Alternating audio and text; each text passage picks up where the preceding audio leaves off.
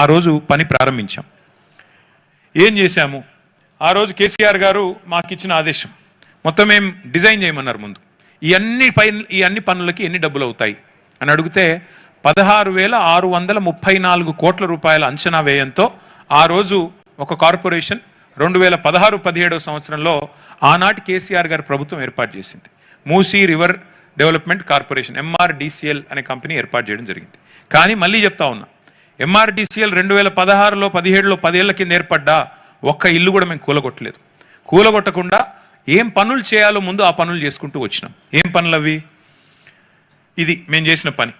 First పని ఏంది? కేసీఆర్ గారు కాళేశ్వరం అనే ప్రాజెక్ట్ కేసీఆర్ గారు కట్టిన విషయం మీకు తెలుసు. మీకు ఒక ఐడియా కోసం చెప్తా ఉన్నా. తెలంగాణ ఎట్లుంటుందంటే భౌగోళికంగా ఇట్లా ఒక గుడిసెలాగా ఉంటుంది. ఒక గుడిసెలాగా ఇట్లుంటుంది ఈ షేప్లో.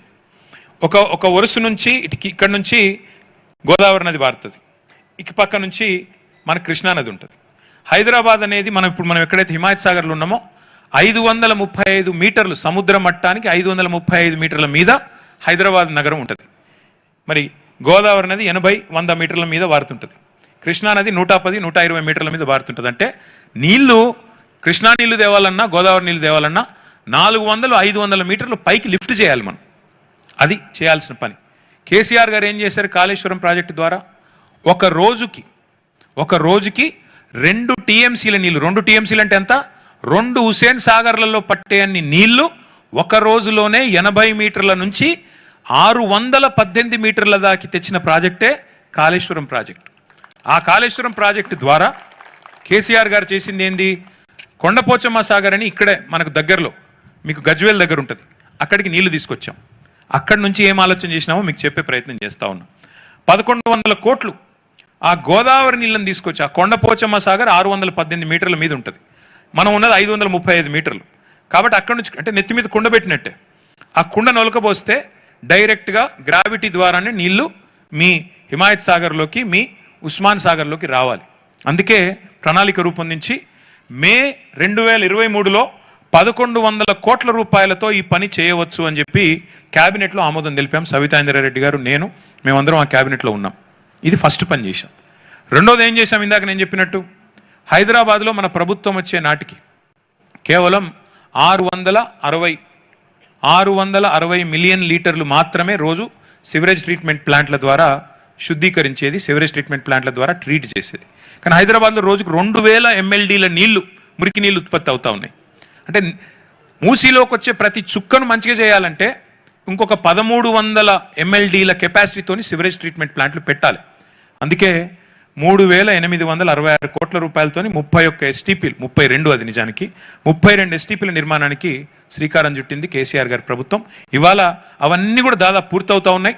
వాటిని రేవంత్ రెడ్డి గారు రేపో ఎల్లుండో రిబ్బన్లు కట్ చేయాల్సి ఉంటుంది. అంత ఆయన చేయాల్సిన పని లేదు.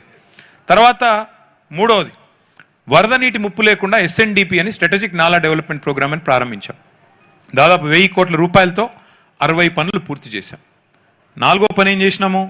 15 బ్రిడ్జిలు. ఇందాక నేను చెప్పినట్టు నీళ్లు ఆగకూడదు, ఆగకుండా కిందికి పోతున్నాయి కాబట్టి చెక్ డ్యామ్ కమ్ బ్రిడ్జ్ మనం మూసీ మీద అడ్డంగా ఎట్లయితే పురాణా పూలు, నయా పూలు, టిప్పుకాన్ బ్రిడ్జ్ ఉందో అట్లా మరొక 15 బ్రిడ్జిలు మూసీ మీద మనం మంజూరు చేయడం జరిగింది 545 కోట్ల రూపాయలతో. అది కూడా చేసినాం. అంటే ఇవన్నీ కలిపితే కూడా మీరు లెక్క కొడితే 5,000, మిగతా అంత కలిపితే 6,000 చిల్లర కోట్లు దీనికి. ఇది కాకుండా ఒక ఎక్స్ప్రెస్ వేకి 10,000 కోట్లు, 8,900 కోట్లు. మొత్తం కలిపితే సుందరీకరణ, ఈ బ్రిడ్జ్లు, STPలు, దాంతోపాటు SNDP ఇవన్నీ కలిపితే కూడా 16,634 కోట్లలో కంప్లీట్ చేయవచ్చు అని కేసీఆర్ గారి ప్రభుత్వం ఆనాడు మొత్తం ప్రణాళికలు అంటారు కదా మన పెద్దవాళ్ళు, కట్టిన ఇల్లు పెట్టిన పొయ్యి అని.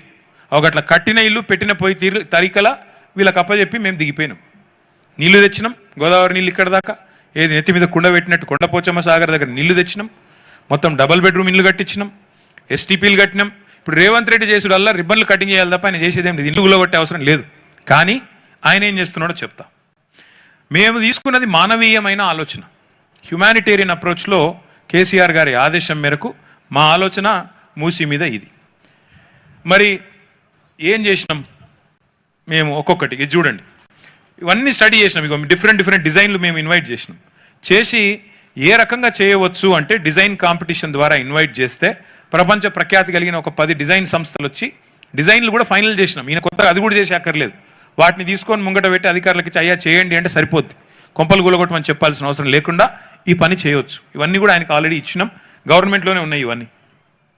ఇవి చూడండి ఒక్కసారి. ఇవన్నీ మూసీ తీరంలో కేసీఆర్ గారి ప్రభుత్వం చేసిన పనులు సుందరీకరణ. ఒక్కరికి కాకపోతే మా బ్యాడ్ లక్ ఏంటంటే మేము ప్రచారం ఎక్కువ చేసుకోలే. మేము ఈయన లెక్క డబ్బా కొట్టుకోలేదు. చేయని దాన్ని చేసినట్టు ఉన్నదాన్ని లేనట్టు మేము చెప్పుకోలేదు. ఇవన్నీ చేసినాం. ఇవా నాగోల్ బ్రిడ్జ్ సుందరీకరణ చేసినాం, బేగంపేటలో చేశాము, గండిపేట ఈకో పార్కు. నిన్న రేవంత్ రెడ్డి గారు రిబ్బన్ కట్ చేసిండ్రు కదా కొత్తవాళ్ళు కూడా ఈకో పార్క్ అని. అది కూడా కట్టింది కేసీఆర్ ప్రభుత్వమే. 90% మేము ఉన్నప్పుడే పూర్తి చేసినాము. ఈయన కావాలని ఆపి 2 ఏళ్ళు ఆపి ఈయన చేసినట్టు పోజులు కొట్టి నిన్న వచ్చి రిబ్బన్ కట్ చేసిపోయినాడు. అది కూడా కొత్తవాళ్ళు కూడా ఈకో పార్క్ కూడా మూసీ సుందరీకరణ కార్యక్రమంలో భాగంగానే 85 ఎకరాల్లో ఆ రోజు కేసీఆర్ గారి ప్రభుత్వం ప్రతిపాదించిందే. అయితే ఇక్కడ ఒక సూటి ప్రశ్న రేవంత్ రెడ్డి గారికి, ప్రభుత్వానికి. ఇందాక కొంతమంది సోదరులు అడిగారు. నమామి గంగే అని కేంద్ర ప్రభుత్వం 2000 కిలోమీటర్ల గంగానది పరిధిలో నమామి గంగే అనే ప్రాజెక్ట్ స్టార్ట్ చేసింది. కానీ నమామి గంగే 2000 కిలోమీటర్లు. దానికి మొత్తం ప్రతిపాదించిన ఖర్చు 42,500 కోట్లు. అట్లాగే గుజరాత్ సాబర్మతి రివర్ ఫ్రంట్ అహ్మదాబాద్లో దానికి ఖర్చు 7,000 కోట్లు. కానీ రేవంత్ రెడ్డి గారు చెప్పే ఖర్చు మరి ఎందుకు ఆయనే చెప్తున్నాడు, నేను కాదు, 1,50,000 కోట్లు. మరి 2000 కిలోమీటర్లలో ఉండే గంగా నదికేమో 42,000 కోట్లు ఖర్చు అవుతే 55 కిలోమీటర్ల మూసీకి 1,50,000 కోట్లు ఖర్చు ఎందుకు అవుతుంది? ఇందాక మాట్లాడిన బాధితులు కానీ మేం కానీ ముఖ్యమంత్రి గారికి చెప్పేది, అయ్యా నువ్వు మంచి పనులు చేస్తా అంటే మేము అడ్డుకోవడానికి మేము ఈ నగర పౌరులం, ఈ రాష్ట్ర బిడ్డలం, ఈ రాష్ట్రం కోసం కష్టపడి మా నాయకుడు తన ప్రాణాలకు సైతం తెగించి కొట్లాడినవాడు, మేము వద్దనం. కానీ నువ్వు సుందరీకరణ పేరిట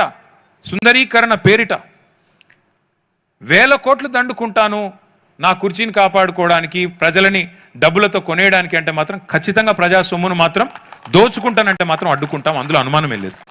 నేను ఇక్కడ ఒక్క మాట దయచేసి మీరు ఆలోచన చేయండి. విచిత్రమైన విషయం, ఆయన అసలు మూసీ కోసం పనిచేస్తుండా లేదా మూసీ పక్కన ఉన్న భూముల మీద కనుబడి ఆపుతున్నాడా మాకైతే అర్థం కావట్లేదు. నేను ముఖ్యమంత్రి గారు ఓపెన్గా అంటున్నాడు, నేను రియల్ ఎస్టేట్ వ్యాపారం చేస్తే తప్పేంటి, ప్రభుత్వం రియల్ ఎస్టేట్ వ్యాపారం చేస్తే తప్పేంది అని ఉల్టా దబాయిస్తూ ఉన్నాడు.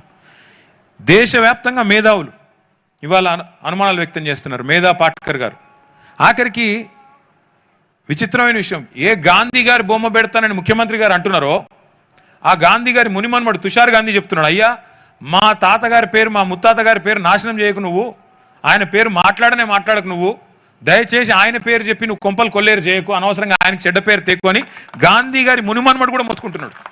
అయినా రేవంత్ రెడ్డి ఇంటలేడు.